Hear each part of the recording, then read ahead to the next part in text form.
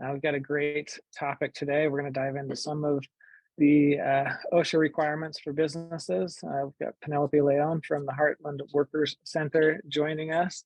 We're going to go through a few slides here. My name is Stan Odenthal. I am with Heartland Workforce Solutions.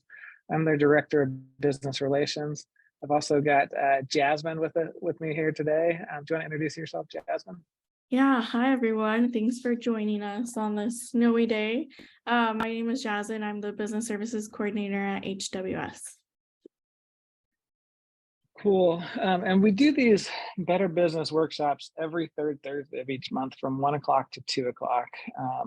Like all of our services at Heartland Workforce Solutions, we offer these at no cost. And so please feel free to join us for future topics. We've got a lot of great things lined up.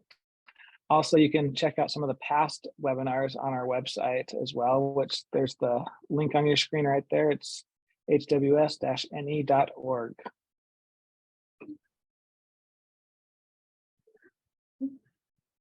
There we go. Okay, so just a little bit of background on HWS. We are the local workforce development board that receives funds to promote workforce development in Douglas, Sarpy, and Washington County. And so really our goal is to promote and develop the workforce system in response to the needs of businesses and career seekers. And we have a lot of different resources on our website, which you can see that URL is on there. And so we partner regularly with both job seekers as well as businesses. So we'll talk a little bit about our location here in a second, but we have our primary American Job Centers located at 57th and Ames. And on a daily basis, we serve anywhere from 100 to 150 folks walking through our doors, all looking for employment. And so we're helping to build pathways to connect those job seekers with opportunities with local businesses, as well as educational programs to help upskill and train those individuals that are in need of finding a job or finding a better job. So that's kind of what we do. Yeah, and if you haven't done so already and would like to partner with us or kind of see what we offer, go ahead and scan that QR code. That link is also on our website, but it really goes through and you're able to click through and see what your hiring needs are. And then so one of our business services reps will contact you, set up a meeting, kind of go through everything and get you plugged in with everything going on at HWS. And similarly, you can scan this QR code, or you can find this online under the employer section of our website. But this is for our monthly newsletter that Jasmine pulls together.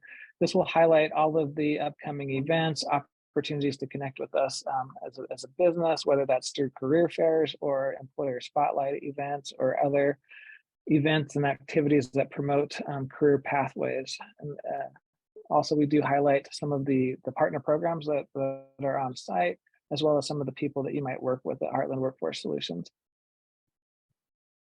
Yeah, and along with that, another way to stay up to date and on everything going on, we are active on our social media, and you can scan those QR codes to take you to our pages. We are on Instagram, LinkedIn, Facebook, and TikTok. Now we're trying to be a little more active on that, but if you don't have a chance to take a picture of the QR codes, they are on our website as well. And like Stan said, we'll keep you updated on everything going on, any job fairs, employer spotlight events, and then highlighting things going on in the community as well. One of the things that it's relatively new that we've been offering is the Work With Us Wednesday program. It's the second Wednesday of each month. So if you'd just like to learn a little bit more about Heartland Workforce Solutions and the services we offer for businesses, we dive into those topics in an hour-long orientation.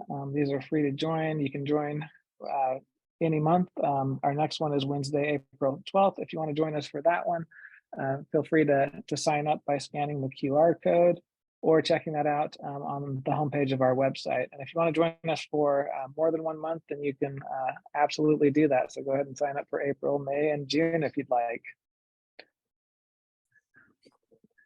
Yeah, and so like Stan mentioned, we're located off of 57th and Ames. We also have a lot of different utilized space that we can offer everyone. There's no charge to that. We have a big community room, and we also have a few smaller rooms as well. So if you're interested in that, just let us know. There is a link on our website to reserve those. And we do have a new office location coming in September-ish timeframe. We're renovating a building on South 24th Street. It'll be really cool. We're going to have a coffee shop located in the building as well. Be 3 floors of services related to helping job seekers and businesses locally. And so we've recently hired Jennifer Rodriguez to be the coordinator for that location.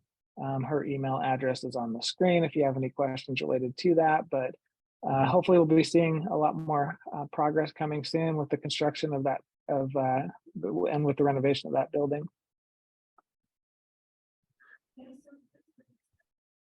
And with that, we would like to invite you to our next workshop next month. It'll be on April 20th. We'll go over a little more in depth on what to expect from our South Omaha office and what businesses and partners will be on site, and then be able to kind of collaboratively discuss, what you would like to see.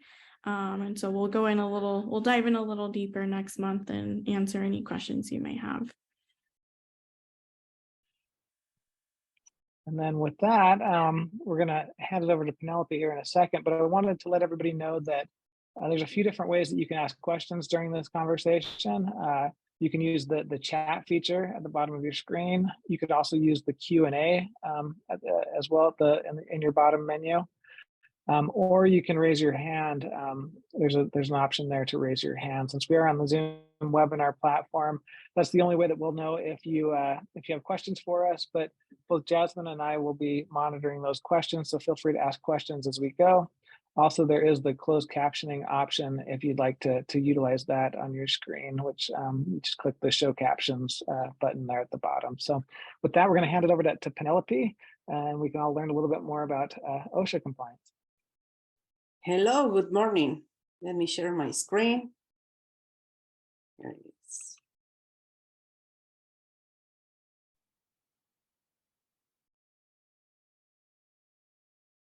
Can you see my screen?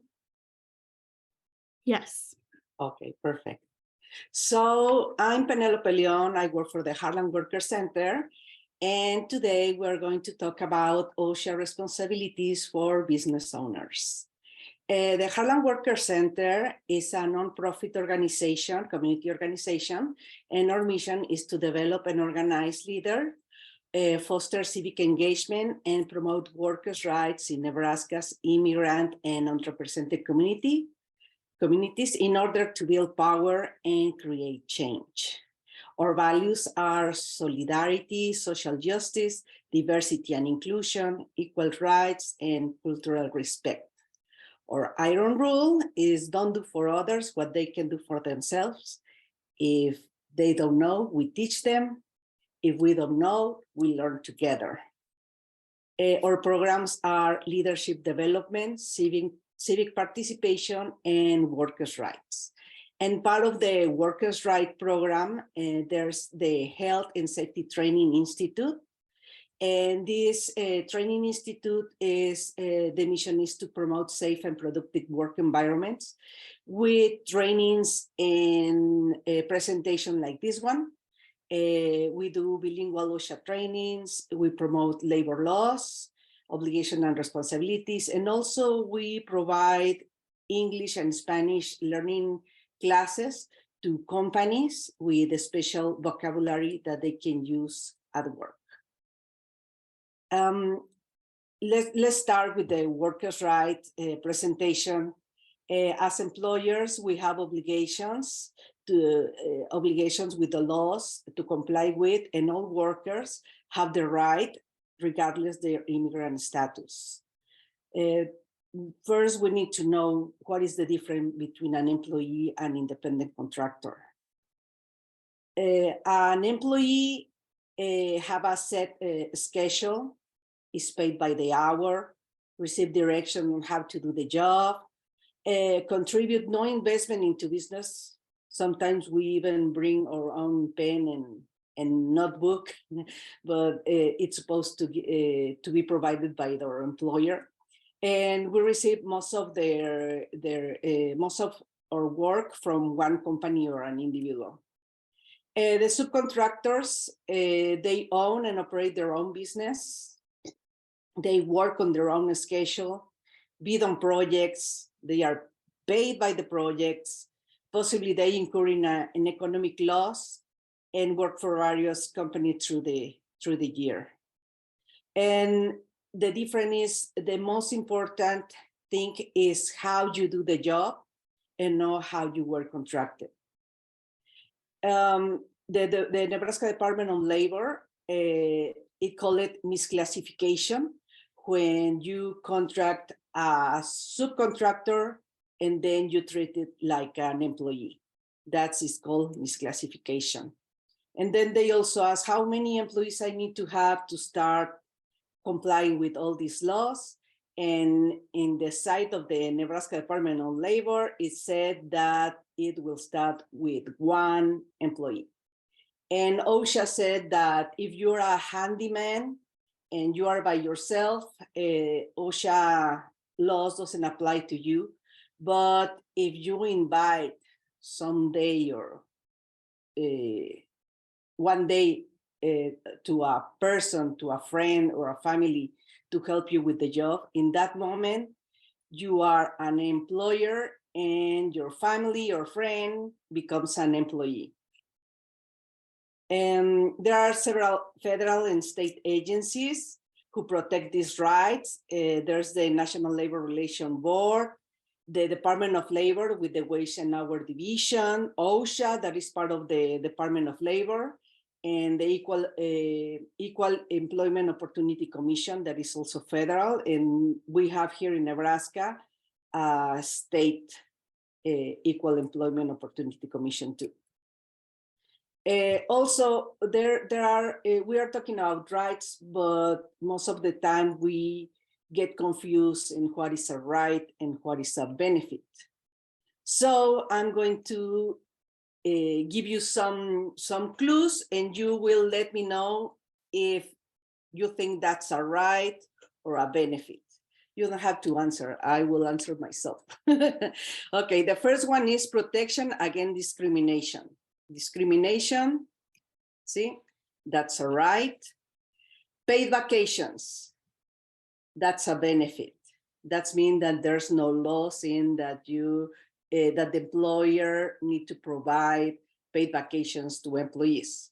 Lunch and break times, also it's a benefit, and it's the same. There's no law saying that we need to have a break or a lunch break. Except if you are working for the meatpacking plants, they have their own set of Bill of Rights. And one of those is to have breaks and lunch time. Payment for the work done, there's a law, so that's a right.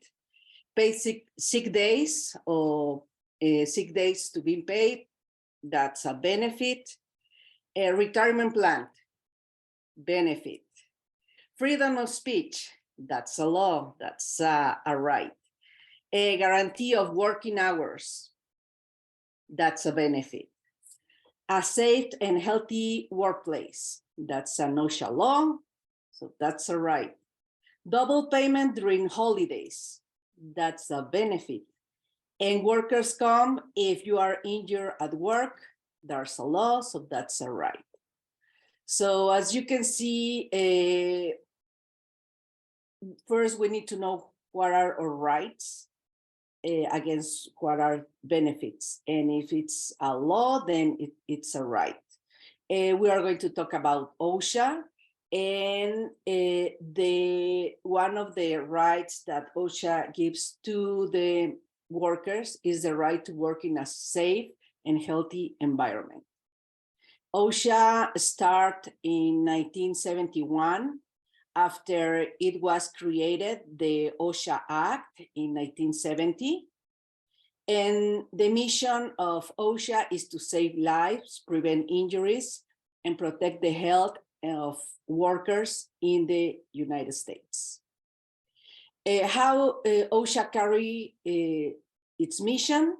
By developing some standards, enforcing worksite inspections. They ask the business owners, the employers to maintain record-keeping systems to track job-related injuries and illnesses. And also OSHA provide training programs. All this information that I have over here in this presentation comes from the OSHA website and is for free. And there's the different languages. There's a general duty clause in the OSHA Act, and it said that each employer should provide to their employees a place of employment which are free from recognized hazards. But what is a recognized hazard? As you can see in the picture, a recognized hazard is something that catches your attention, that you know that is wrong, that is going to, an accident is going to happen, and you don't have to be an expert. Like, for example, in this picture, you don't have to be a coder or to know how to use a coder to know that there's danger over there. And the most important thing is that we are going to explode with that guy. So we need to stop him before everybody explodes. So that's a recognized hazard. And that's are the kinds of situations that the employee need to avoid. In 1970, before OSHA, 38 workers die on the job every day. I have here some of the numbers on 2019. 14 workers die per day. 80 from those more than 5,000 workers were for falls, slips, and trips. In 2020, as you can see, the rate goes down to 13 deaths per day. And more than 600 were for exposure to harmful substances, that means chemicals.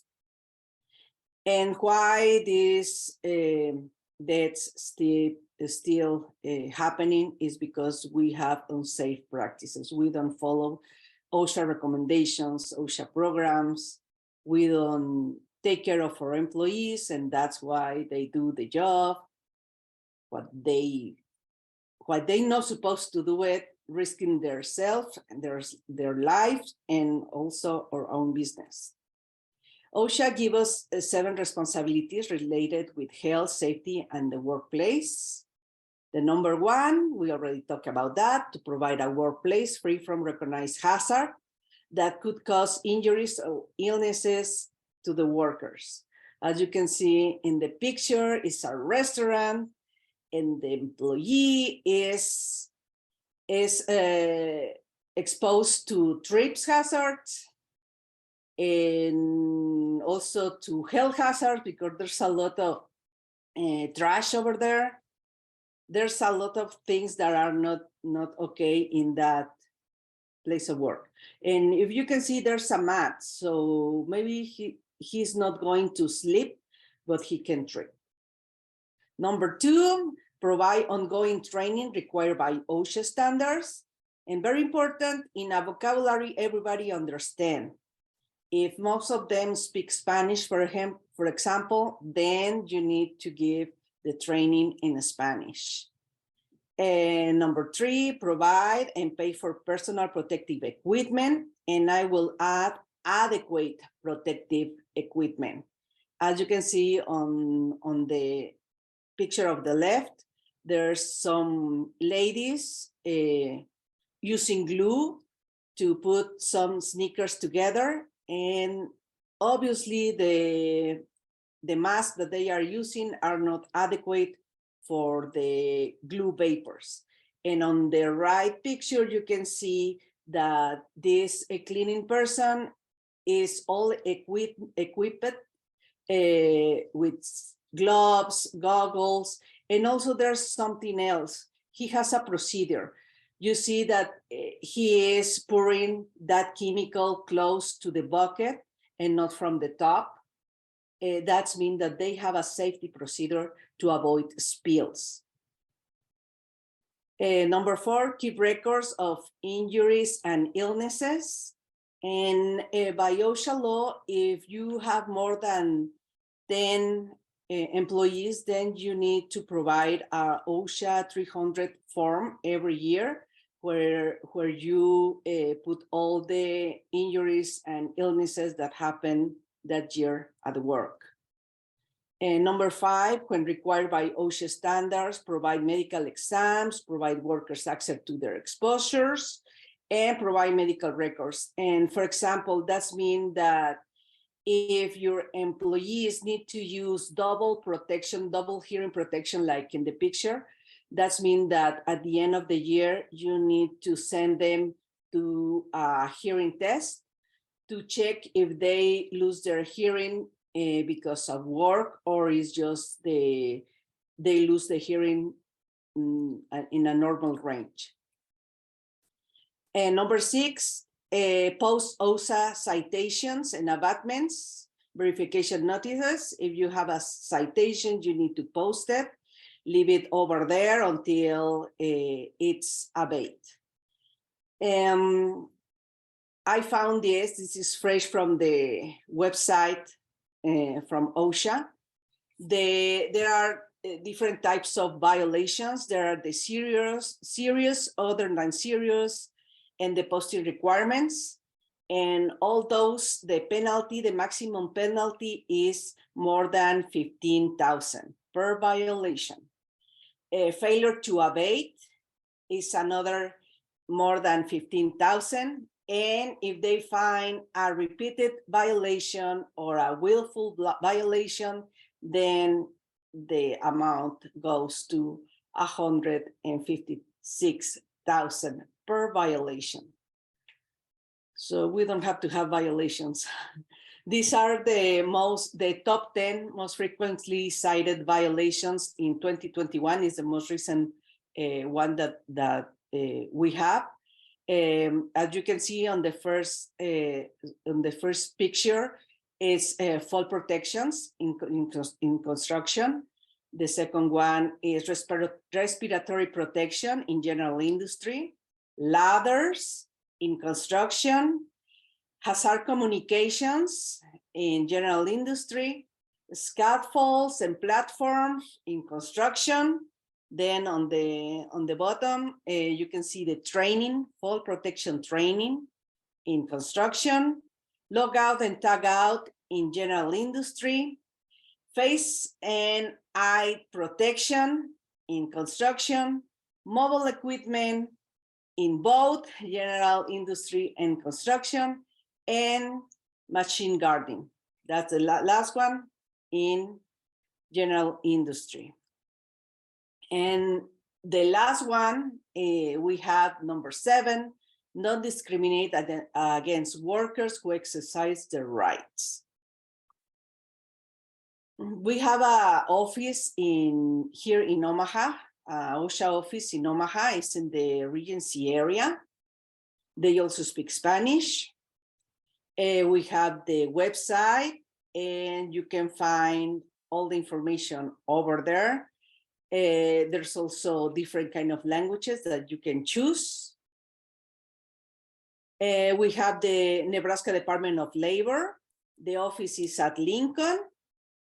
And we have here at Omaha, the Federal Department of Labor with the Wage and Hour Division is in 15th Street. And we have the Nebraska Equal Opportunity Commission. There's also an office here in Omaha, in Farnham. And I'm showing you some of the posters that you need to have in your workplace. These are the Nebraska state posters. And as you can see, there's the minimum wage, the Discrimination Act, and some about the unemployment insurance. And here are the federal posters. You can see there's the OSHA posters with our rights and obligations, the employee rights, the equal employment opportunity laws, and all that. Other resources, us, the Heartland Workers Center, with the Health and Safety Training Institute. We provide trainings, and you can ask for a training or for a presentation about anything about the law, workers' law. And that's it. Thank you. If there's any questions for me? Yeah, I'm not seeing any questions yet, but please go ahead and ask those questions. I think we may just have one here in the chat, but I'll start out with one, Penelope. You mentioned with Heartland Workers Center some of the training that you do for businesses. How much does that cost businesses? Is there a cost associated with that? Yes. We provide those services in their job place, and depends of what kind of services they want. And this is a if you're talking about the English language and Spanish language, it's a new program that we are having, and we go to the job place, and it's a confidential curriculum, especially for that place, and we only use it over there because you know that companies have their own procedures, and they don't want for the competition to know what are those procedures. Exactly. How long would it take to get something like that set up with the business? Last time, it took us like a couple of weeks. So we're really fast. That's really especially quick. now that we have more experience on that. So the question in the chat here in the Q&A, so is going back to rights versus benefits. If someone wants to report a discrimination incident, but the discrimination is that their coworker has better benefits, such as longer lunch breaks, who does that get reported to? Is that an OSHA report? No, that's the Nebraska Equal Opportunity Commission, but I won't refer it that way. If you think that you are discriminated, it's not because somebody else have more breaks than you. You need to find the discrimination factor that is why. So because you are the only woman over there, because you are the only Latino over there, or because you are Latino, they treat you different. And one of the things that they treat you different is the breaks, for example. But you don't go and say because they don't give me they just give me 15 minutes break instead of a half an hour break. You won't have a case. So you need to present your cases accordingly, and that's how we can help you to rephrase your complaint. And maybe you think it's an OSHA a discrimination case, and maybe it's not. Maybe it's a workplace environment case, and then it's OSHA.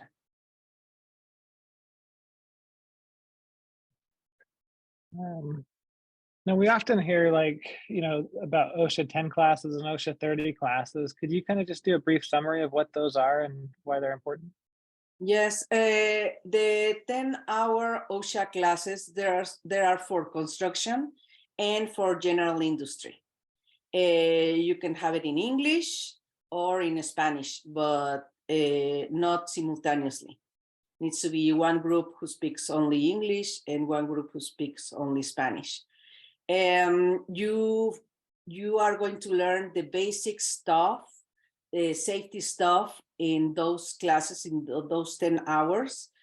And at the end of that, the main goal of those classes is to recognize the hazards before even happen, to recognize it, stop it, and ask somebody to fix it. before anything happened. That's what is the 10-hour OSHA classes. And at the end of that training, OSHA is going to give you a card like this one. And it doesn't have an expiration date, it's forever. But that's mean that you already took this class and you know how to work safely and recognize the hazards. And some of the contractors are asking for people who have that training. Then the 30-hour classes start with the 10-hour safety classes, and then the rest of the 20 hours are more for create programs. It's more for business owners, of managers who wants to create their safety programs. And we do safety program like, for example, ladders, to have their own program on safety ladders, to have their own program of hazard communications with the chemicals that they use, or fall protection, for example, to have that program and the training also. So every time that they have a new employee, they will provide all those trainings before they even start, but they will have it in writing and ready to use. And depending on the type of business that is, if you don't use ladders, of course, you are not going to need a ladder program.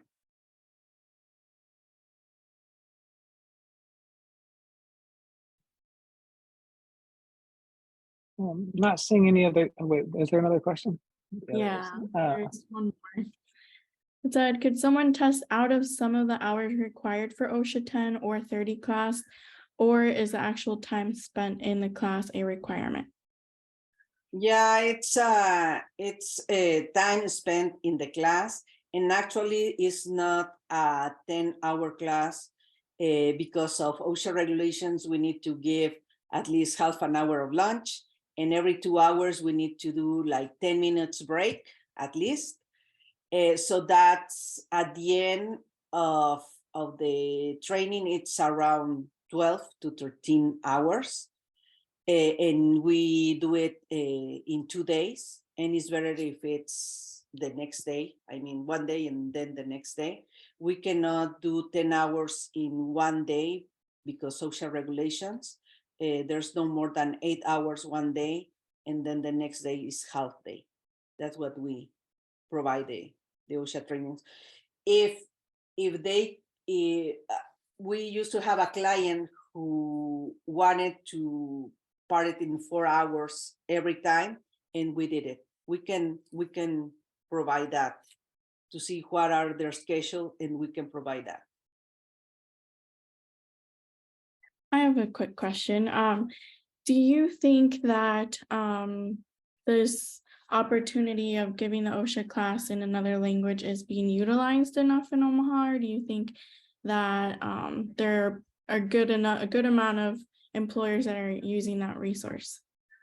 Well, right now the most popular are the Spanish one, and we are seeing that there's a need for French and for Arabic, and also for the other language that I don't remember that they speak at Laos, Burma, something like that. That's yes. And those workers that are like recent immigrants coming to the United States, they don't know about anything about safety. And it's really important for them to know and to understand their own language.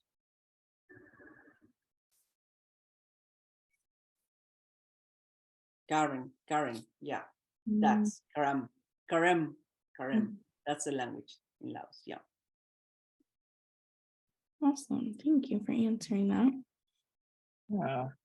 Well, it doesn't look like we have any more questions. So with that, we'll kind of wrap things up, but we definitely want to give a big thank you to Penelope and the Heartland Workers Center for being our guest presenter here today. I know that I definitely learned a lot. So thank you for everybody that attended. Any final words, Penelope or Jasmine? And thank you for having me. Yeah, no, thank you very much for the presentation. Like Stan said, I took a lot from it, so I hope everyone else did as well. Yeah, it was really fast. I usually let everybody to interrupt me. But that's okay. That's okay. It's a new deal because of the Zoom. Yeah, well, thank you again, and have a great rest of your Thursday. So Thank you. Bye, everybody. Bye.